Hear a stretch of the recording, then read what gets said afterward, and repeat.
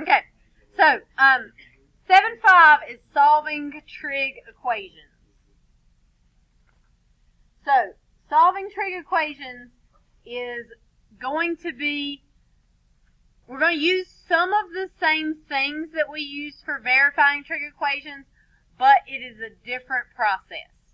Okay, so this is solving equations like whenever you were in Math 1 and you had 2x plus 7 equals 8, and you subtracted things from both sides and divided until you got the answer. That is what we're doing here, except for there will be trig involved with it. So for these, we can move things and need to move things from one side to the other most of the time. And we will be doing several different techniques to solve for those trig problems. So it's related to what we've been doing, but it's going to be a little bit different. And as I was telling those who were in here a little bit ago, trig equations have infinite answers. So, like, for example, if you have that the sine of theta equals 1/2. So, sine of theta equals 1/2. Okay? If you think about the unit circle, sine of theta equals 1/2 right here at pi over 6. Right? So, you would have one answer would be pi over 6, or 30 degrees. Let's go degrees just because it's easier for me to do this next part. But if I add 360 to that, 390 is also an answer. And then if I add 360 to that again, then I've got 750 is also, yeah, I guess that'd be right, yeah, 750 would also be another answer. And I could keep adding 360 as many times as I want. I could also subtract 360. I could do negative 330. That's another possible answer. And you could just go on and on and on and on with that forever.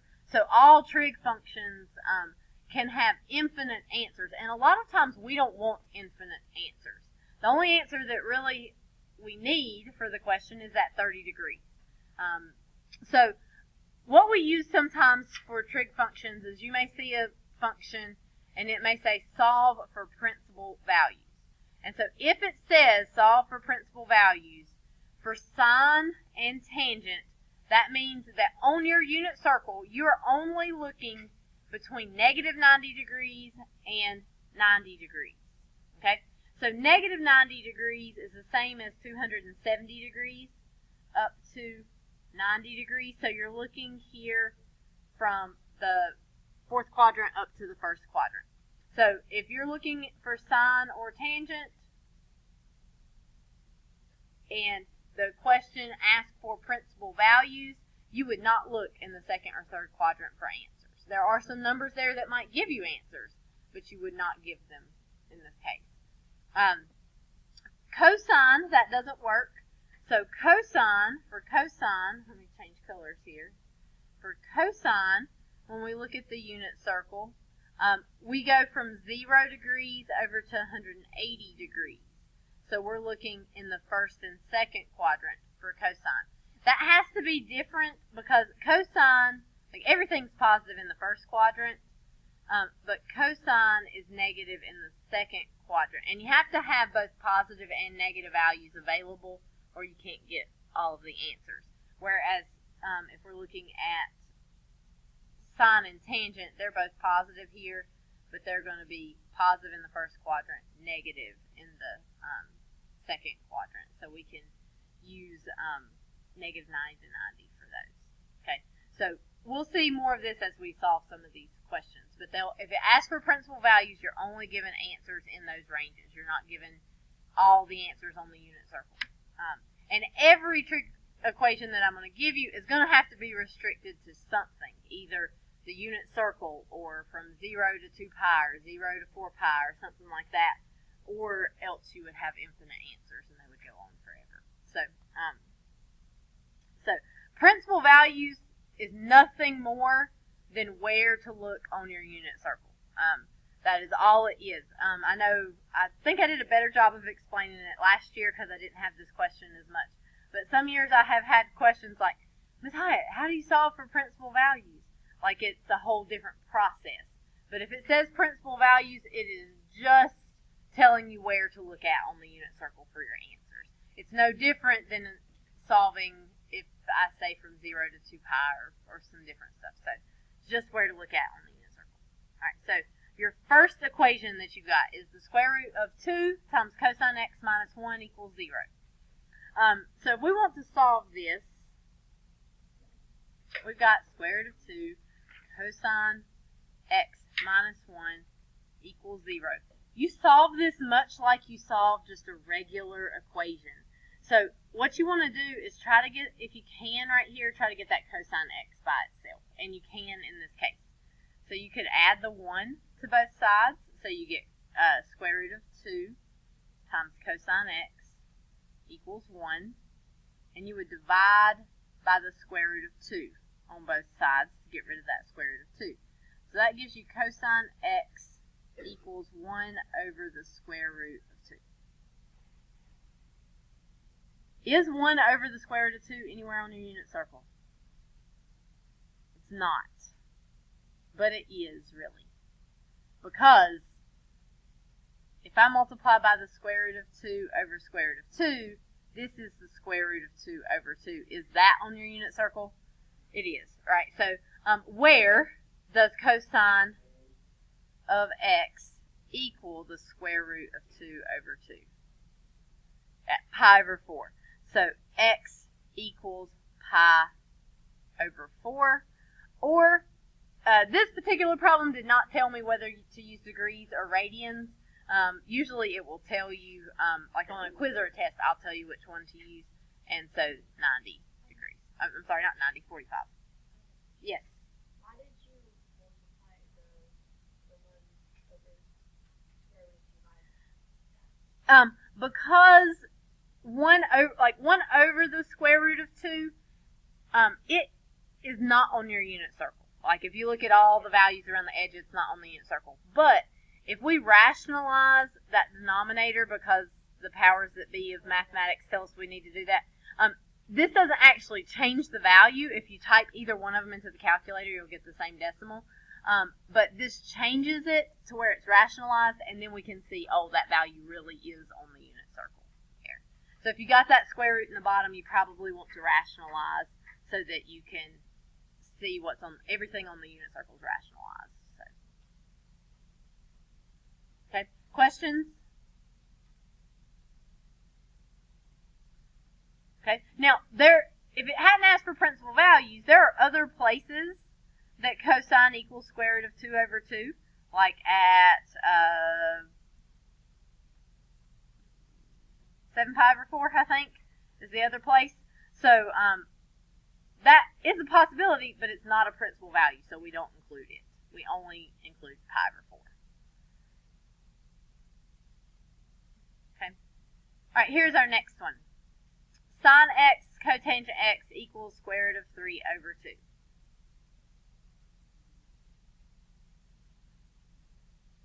Now, on the last problem, I only had one trig function, so I tried to get that trig function by itself and then figure out what that value was going to be. Here I've got two trig functions, so I can't really get that trig function by itself as it is. But what I can do is I can use some of those strategies that I used when I was verifying trig identities. I could change cotangent x to cosine x over sine x.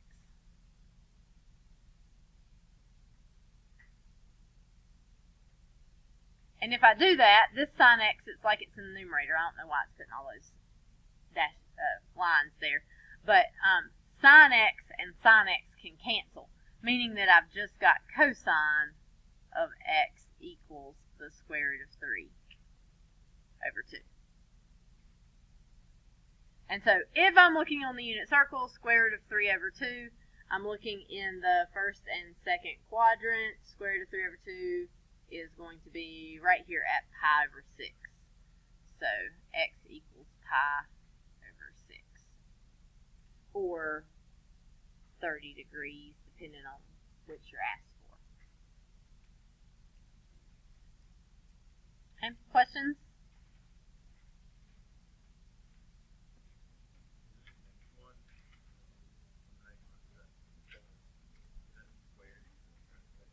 It's just a 2. It's just a 2, so it's going to make things a little bit different here. Okay, for this one does not ask for principal values. All right, this one asks for all x's between 0 and 360. Okay, so when you see that, first of all, this is degrees. I didn't put the degree symbol there, but it's degrees. And so that means give your answer in degrees and look at the whole unit circle. Okay, so rather than worrying about principal values, we're going to look at the whole unit circle. What that means is it is likely that we'll get more than one answer since we're looking at the whole unit circle. Not always, but it's likely that we'll get more than one answer. So we can solve this equation much like we did the first one. Now, we do have this 2x right here. But ignore the 2x for much of the problem, for the first part. So we would just add 1 to both sides. So we get 2 cosine of 2x equals 1. And then we can't get rid of that 2x that's on the inside, but we can divide off this 2x that's on the outside. Or not 2x, just the 2 on the outside. So we've got cosine of 2x equals 1/2.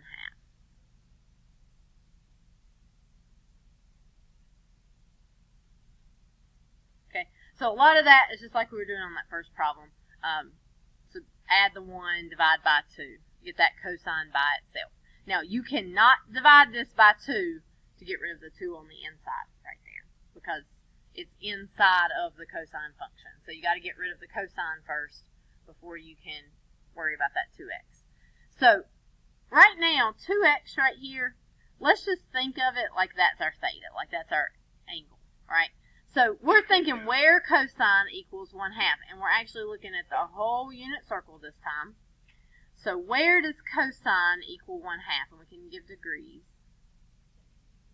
Okay, at 60 degrees, right here we've got 1/2.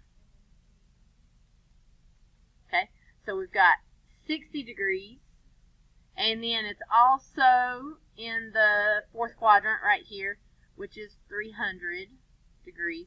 And I am going to use 300 this time. Why do I not use -60? We're looking between 0 and 360, right? And so 300 is between 0 and 360. -60 is not between 0 and 360. If it was principal values, well, principal values for cosine would just be first and second quadrant. But we don't use negatives here. We just use the 300. So, 60 and 300 are answers. But right here, this angle was not x. It was 2x. So 2x is going to equal 60 degrees. And 2x will equal 300 degrees.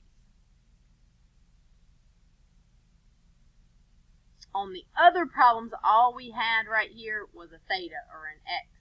So we just put x equals whatever we got as that answer. So to finish this up, we'd have to divide by 2. So x would equal 30 degrees. And right here we divide by 2. And x would equal 150 degrees. Now this one has something I find very tricky about it. Our answers are supposed to be from 0 to 360, right? We got 30, we got 150. 30 degrees is right here. 150 degrees is right here. That means we've got nothing from the third and fourth quadrant, which seems a little bit odd, right?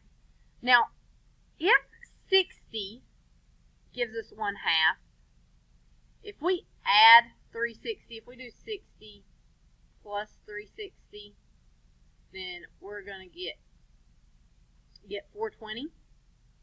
Okay? All right, so if 2x equals 420, now 420 degrees is not between 0 and 360, all right? But 2x equals 420. So if I divide by 2, what do I get when I divide that by 2? 210. Is that between 0 and 360? It is. So whenever you're having to divide by a number, what you need to do is you need to take any of the answers you get from the unit circle, add 360 to them, and see if they also work. So we also should do 300 plus 360, which gives us 660. So we would have 2x equals 660. And if I divide that by 2, that gives me 330, which also is between 0 and 360. Now, and I could keep going with this, like I could add 360 to that 420, and I'd get 780. But if I do 2x equals 780, what's half of 780? See, half of 800 would be 400, so 390, I think, for that. And it's 390 between 0 and 360, so that has gotten out of our range. So we would have 4 answers for this. Students usually do pretty good giving me the first 2 answers. You can see how it'd be really easy to forget and not do those last 2 answers. But if you're having to divide by 2, try looking at things that are further past your 360 there. I was just at, like, my first answer was 60, then 300, then 420. So I just added 360 to 420 to see if it would work. And when I got 780, this 390 is technically an answer to this, but it doesn't fall between 0 and 360, so I'm not going to give it as a response. Okay, so I just kind of kept going until I got a number that was too big. Okay, questions?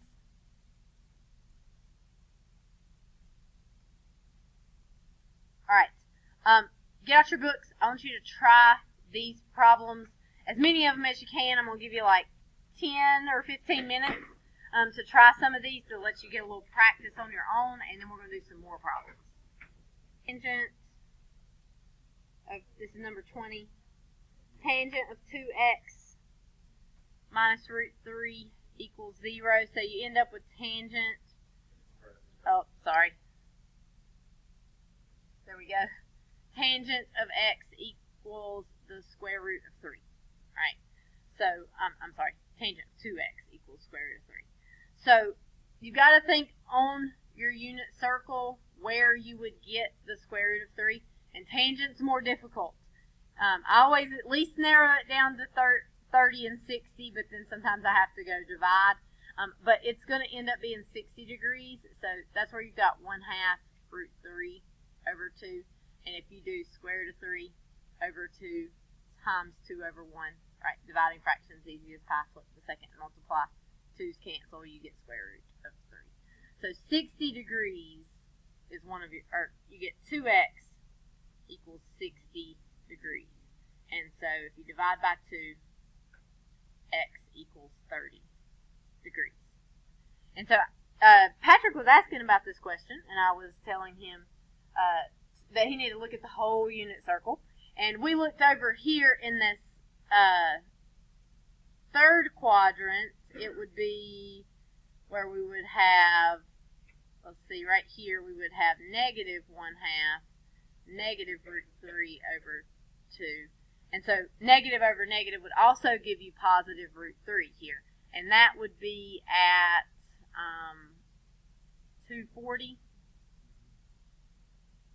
Right here. Well, if you do 2x equals 240, and you divide both of those by 2, you get x equals 120. And for tangent, we're looking for negative 90 is less than x less than 90. So that would not be an answer. What I failed to do when we were looking at that problem, 240 also could be, if I did 240 minus 360, it'd give me negative 120, right? And if I had 2x equals negative 120 and divided by 2, x would equal negative 60 degrees. And that is between negative 90 and 90. So I've actually got two answers for that.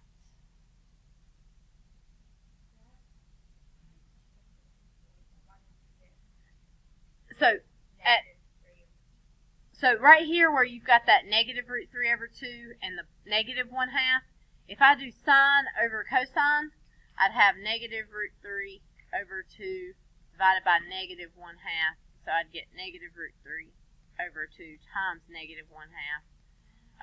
Times 2 over 1. That canceled. Negative times negative. You still get a positive square root of 3 over 2. So 240, if I were looking at the whole unit circle, it's an answer. But if you divide by 2, it's not between negative 90 and 90. But if we think of it as, when we're doing principal values, we really need to think of negative values also, and that one works right there. You can see how it's really easy to miss that second value on these problems. And that's usually, especially on these, it's usually something that you're going to miss a point, maybe 2 for, but I'm not going to count it completely wrong if you do that. Okay, questions? All right, let's do a few more problems from the notes here.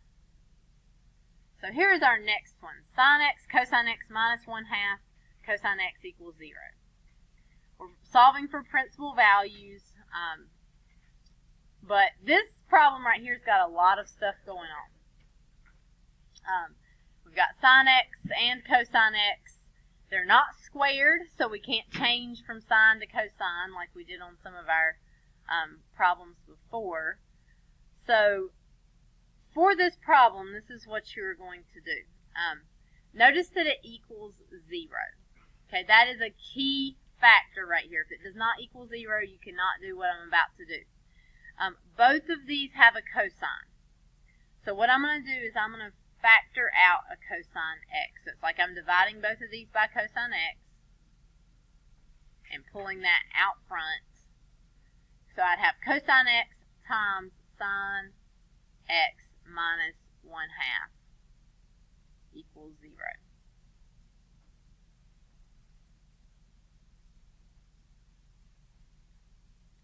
So I have factored here, just factored out a greatest common factor. Now, what we have to remember here is what's called the zero product property. And zero product property tells you anything times 0 equals 0, right?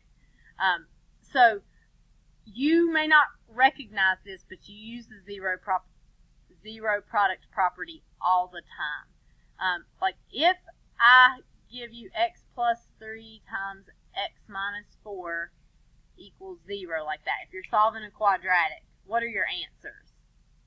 X equals negative 3 and x equals positive 4. You do that part in your head. You don't even write it down. But what you did is you said x plus 3 equals 0 and x minus 4 equals 0. And then you subtracted 3 from both sides, so x equals negative 3. And over here you added 4 to both sides, so x equals positive 4. That's the zero product property. It only works if this equals 0, because this equaling 0 means one of these two things has to equal 0 in order for the whole expression to equal 0. So if we have a 0 right here, once we factor, we can set each one of these equal to 0. So cosine x is going to equal 0, and sine x minus 1/2 is going to equal 0. Okay, just like we did over here with these. Because we got two things multiplied, it equals 0. So that either means cosine x has to equal 0 or sine x minus 1/2 equals 0. And this splits this into two equations where our sine and cosine are separate, and now we can solve this.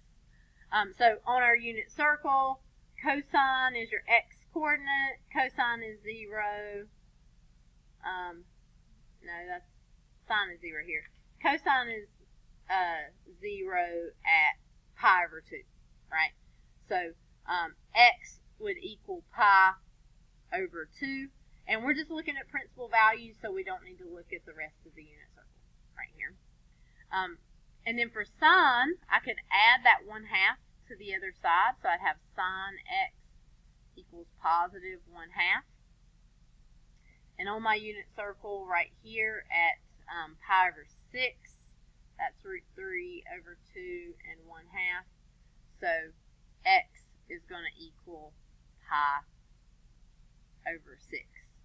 And that's also principal value, so I don't need to look anywhere else for those. So I've got two answers, pi over 2 and pi over 6 will both make this statement true.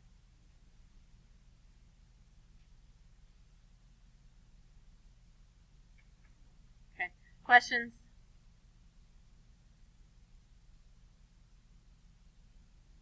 Okay, all right, here's our next one. Cosine squared x minus cosine x plus 1 equals sine squared x. And this time we're looking from 0 to 2 pi, so we're looking at the whole entire unit circle. Okay. So, that one's got a lot of stuff going on. Right now, it does not equal 0, so I cannot use the zero product property. I do notice that I've got sines and cosines. And it's probably going to be better if everything is sine or everything is cosine for this problem. Which one should I pick, sine or cosine? Okay. Why would I pick cosine instead of sine?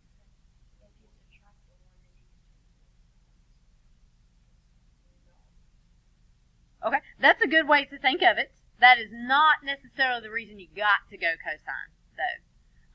You have to go cosine because this cosine x right here, can you change it to sine? You cannot because it's not squared, right? So you have to go cosine. I like what Carla said right here.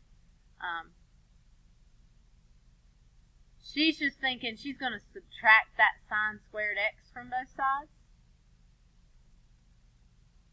Like this.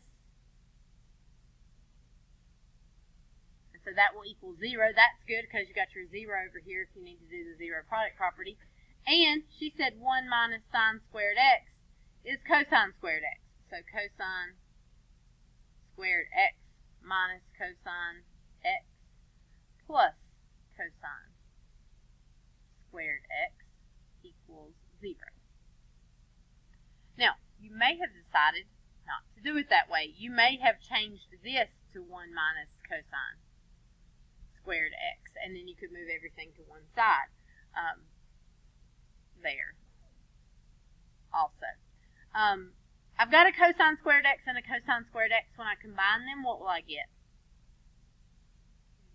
It is 2 cosine squared x minus cosine x equals 0.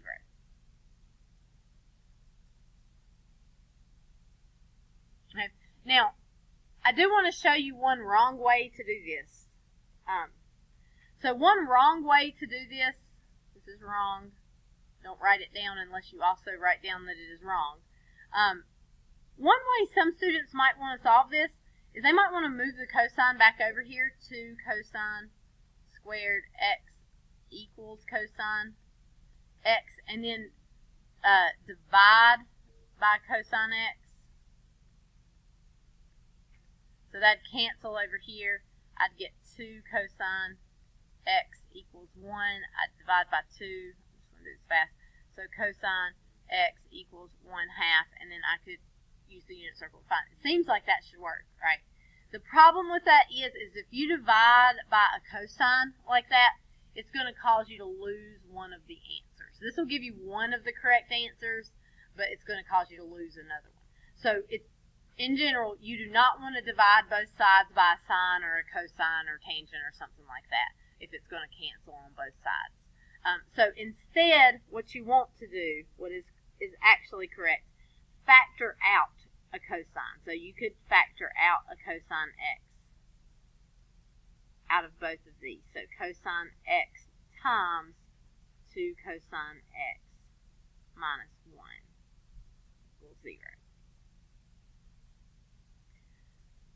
And now you can set both of those equal to 0. So cosine x will equal 0, and 2 cosine x minus 1 will equal 0.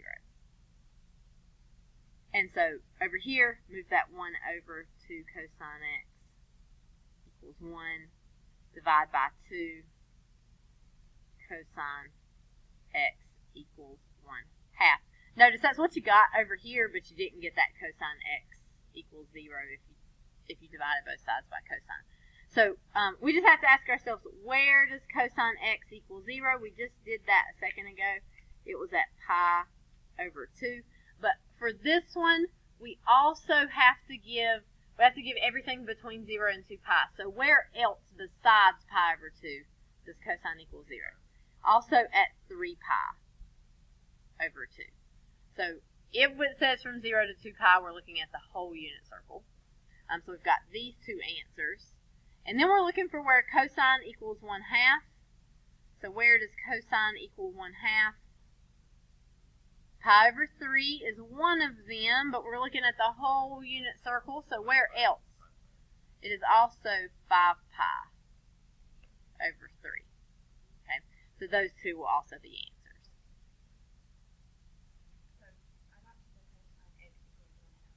Yes. Are you confused with how we get two answers? Okay, so for this problem, it did not ask us for principal values. It asked us for 0 to 2 pi. So if you're looking at that unit circle,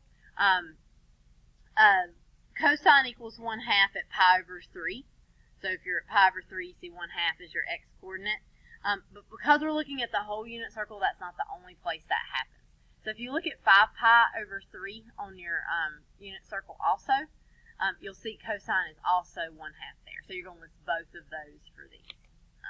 So typically, not always, there's a few exceptions, but typically if you are looking at the entire unit circle, you're typically going to have more than one answer. Sometimes it might be like this where you've got 4. But if you look at principal values, you're more likely to have just one answer, or at least one answer per factor if you had to factor it there. Okay, questions on that one?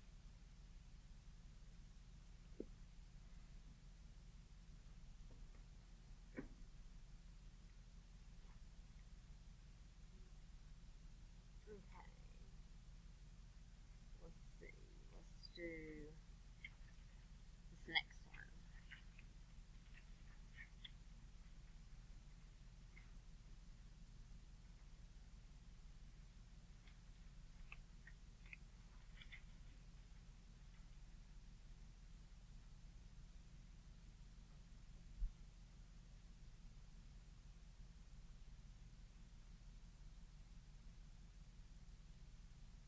Okay, this is a pretty difficult one. We've got 2 secant squared minus tangent to the 4th x equals 1, or I'm sorry, negative 1. And as soon as you see secants and tangents, that probably makes you feel less comfortable than sines and cosines. And this problem can be done by changing everything to sine and cosine. But if you do change everything to sine and cosine, it's going to be a lot longer. Okay, so tangent to the 4th, I don't know anything about. But secant squared, I do know 1 plus tangent squared x equals secant squared x. That was one of our Pythagorean identities. Now, we may have already forgot that one because we don't use it quite as often as the other ones. But it is a Pythagorean identity. And it is going to help us a lot on this problem so that we don't have to change everything to sine and cosine. So, since secant squared x equals 1 plus tangent squared x, I can take that 1 plus tangent squared x and replace secant squared x up here. So I'll get 2 times 1 plus tangent squared x minus tangent to the 4th x equals negative 1. And I can distribute my 2. 2 plus 2 tangent squared x minus tangent to the 4th x equals negative 1.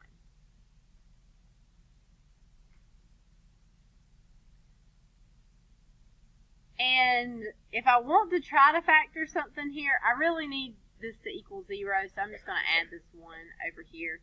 So I've got 3 plus 2 tangent squared x minus tangent to the fourth x equals 0.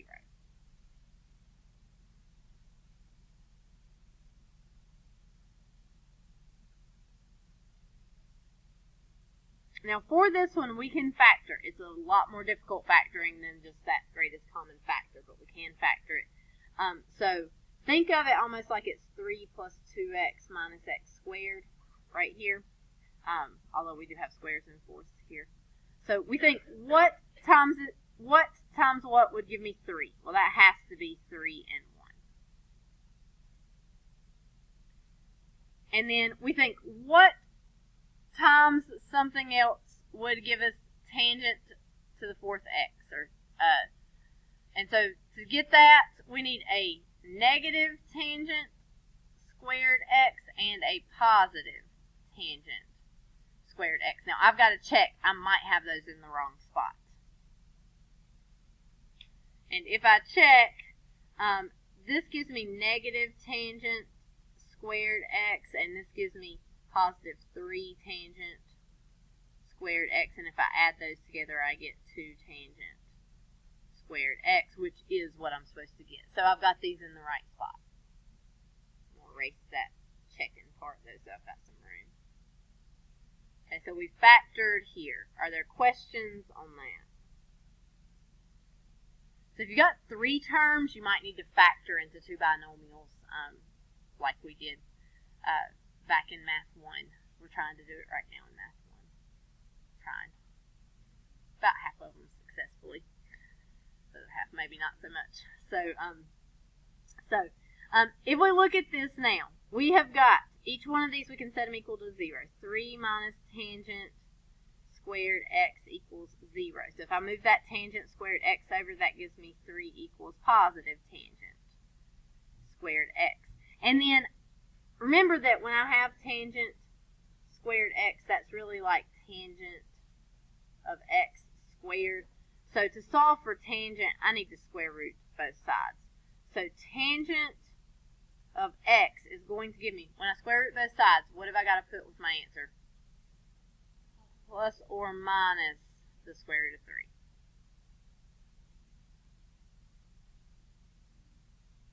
And so while we're here, unit circle, let's see, 60 degrees was our positive square root of 3. What would be our negative square root of 3?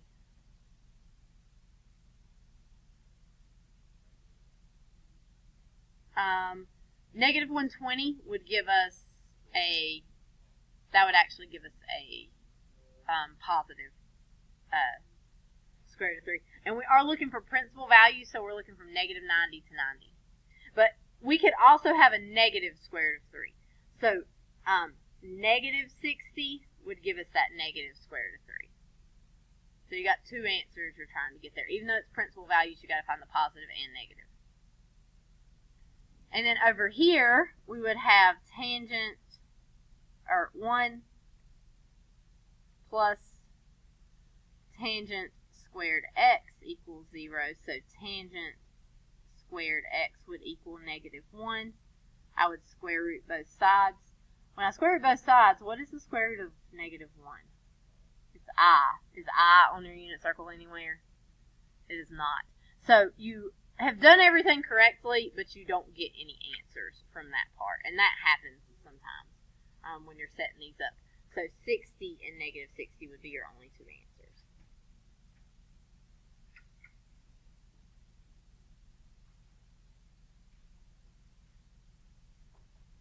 Okay. Questions?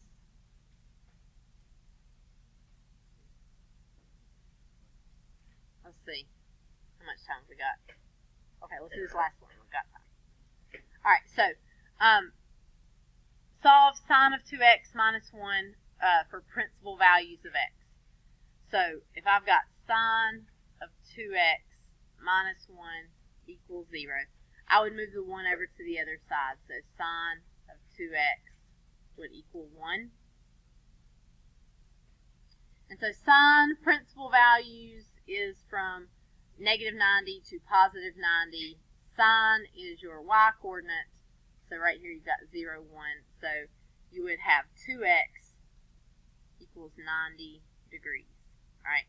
And so you could divide both of those by 2. So x would equal 45 degrees. That is an answer. We also need to check to see if there's somewhere else that might happen. Is there anywhere else on the unit circle where sine equals 1? There is not, because down here you got 0, negative 1. Right? So this is the only spot. So I could add 360 to this and see, or subtract 360. But because I've got to go all the way around the unit circle, even when I divide by 2, I'm still not going to get it. So like if I did 360 plus 90 here, it's going to be 450, and half of 450 is too big, right? So 225, too big, so that's not going to be it. If I had done negative 360 minus 90 is going to give you 270, still too big, right? There. So 45 is your only answer for that. So I wanted to give you that one. It's not that difficult of one, just to show you that dividing by 2, you don't always have those other answers. Sometimes that's the only answer that you get. Okay? All right, so homework over break. And I'm giving homework over break, but I do have